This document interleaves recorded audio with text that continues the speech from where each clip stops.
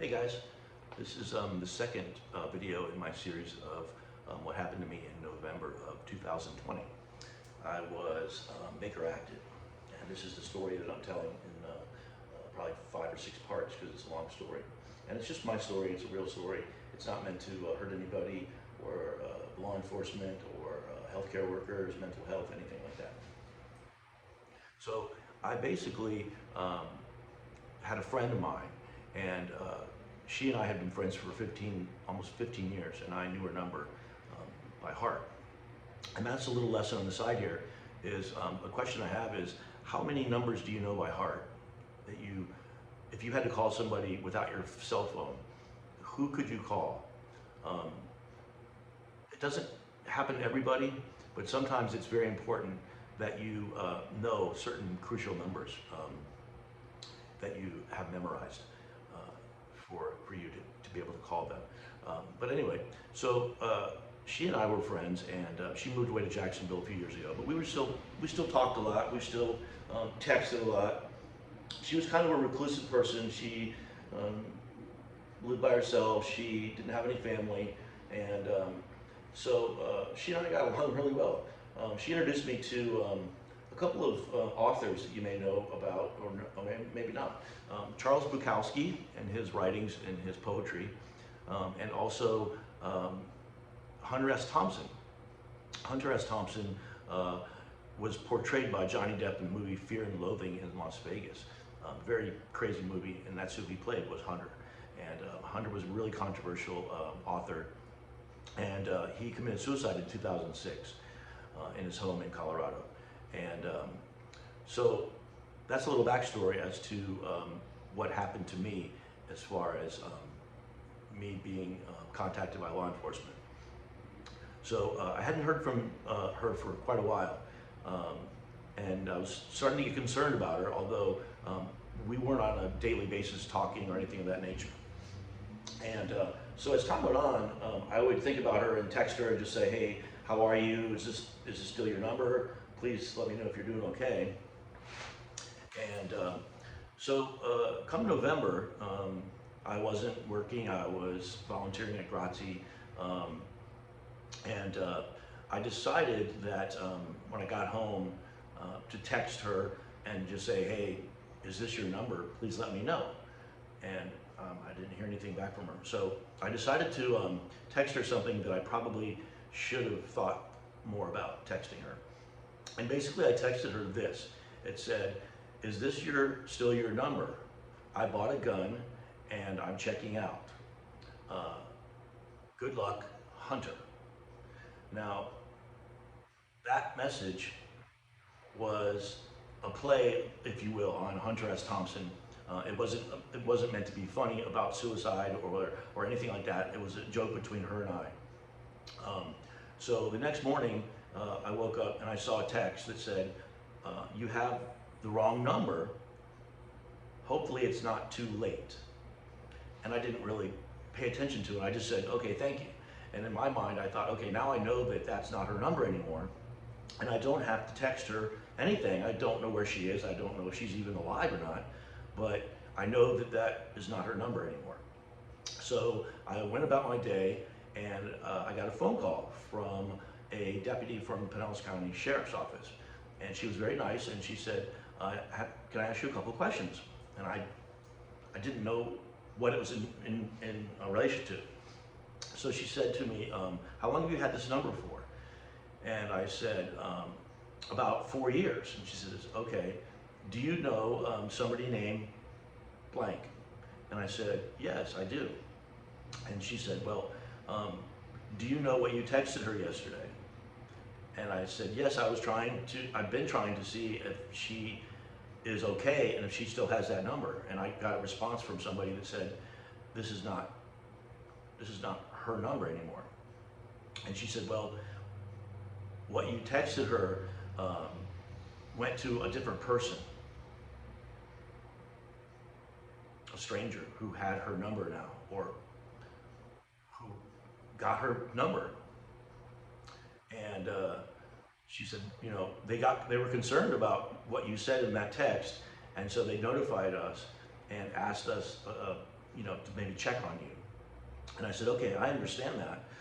I did not know that she didn't have that number any longer. I had no idea. I wasn't harassing her. I was just checking on her. I check on a lot of my friends that way. Hey, how you doing? Everything cool? Cool, thanks.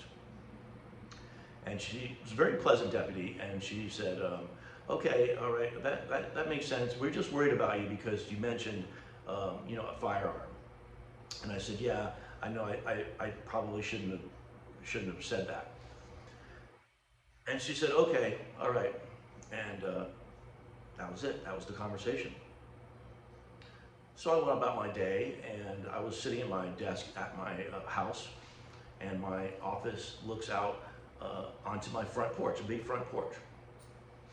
And I'm sitting there working, and it's about noon or so, and I see three uniformed Pinellas County deputies walk up to my front door. Now I'm like, okay, this is scary. What do these guys want? Why are there three of them? So I open the door, and there's three deputies, one young guy and two a little bit older guys. And they said, we're just checking on you because we're concerned. We got a phone call about somebody who was concerned about your well-being. Now, I wasn't in my underwear with a bathrobe on. I was dressed like I normally do, like for work, with a coat, jacket, dressed for work. So I didn't look like, I didn't act like I was possibly suicidal, but it's their job to check.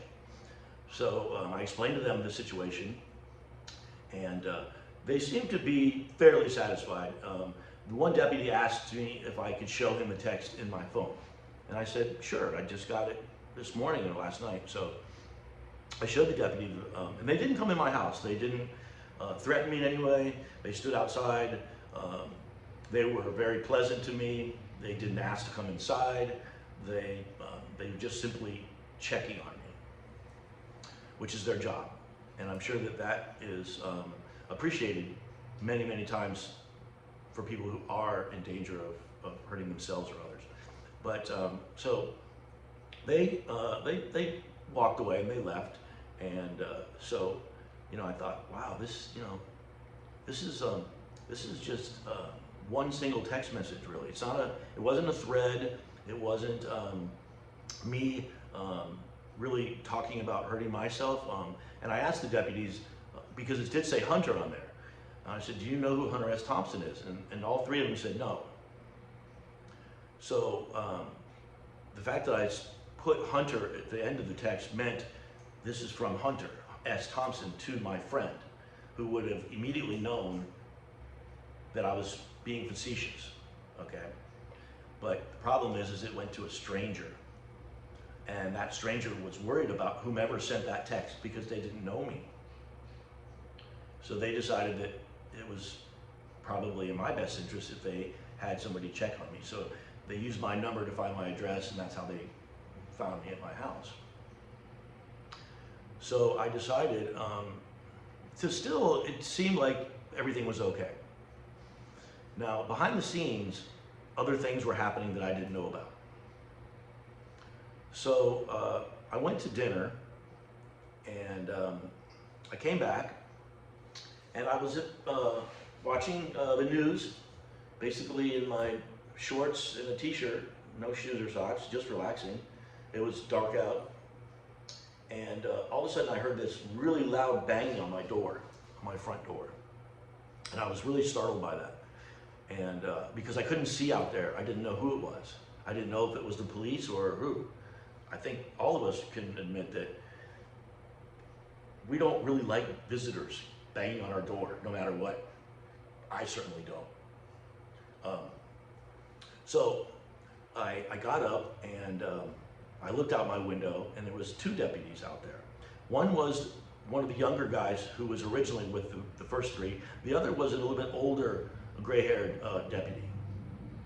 And so I opened the door, and he said, this is my sergeant, the younger guy who had already been out there. He said, this is my sergeant, and he was concerned about you. He read the report that we made, and he's concerned about you and your well-being based on you claiming that you were going to hurt yourself with a firearm.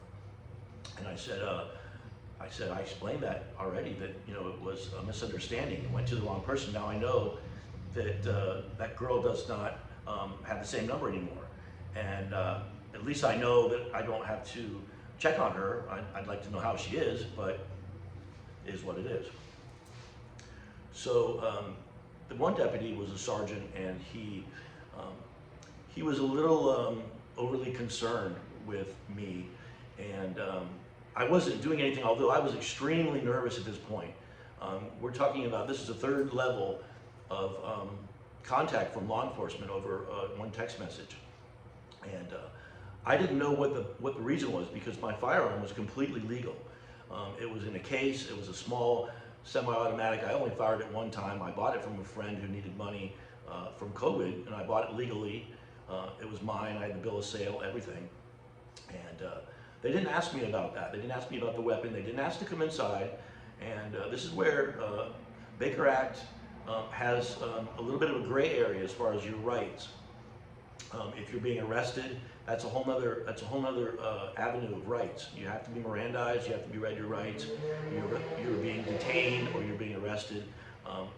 So the older deputy, the sergeant, said, "Have you ever been Baker Acted?" And I said, "No, I haven't."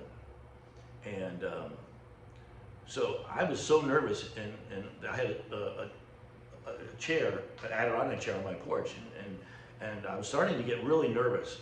And I said, "Can I sit down, please?" And he said, "Yeah, of course, sit down." Again, they weren't being threatening, they weren't patting me down, they weren't handcuffing me, they weren't accusing me of anything. I thought, well, my weapon is safe. I haven't took it out for months. So that's where the next video is going to go from, is this encounter with the two Pinellas County Sheriff's deputies. This was the beginning of my ordeal in the world of Baker Acting and mental health and facilities that are provided for people who are Baker Acted. Some of you may have actually experienced something like this, or a family member or a friend. It's quite actually common in the United States, and everything is all heightened because of COVID. Everybody is just on edge, and that doesn't help the situation any. It doesn't help me. I shouldn't have sent that text. It wasn't meant to be a threat, and I had no intention of hurting myself at all, not at all. And that's where my next video is going to take off from what happens to me at that point with the two deputies. So please tune in, and if you have any comments or anything, please comment. If you don't know who Hunter S. Thompson is, or Charles Bukowski, Google them, look them up on Wikipedia. Very interesting, very colorful writers. And that's it for now. So peace out.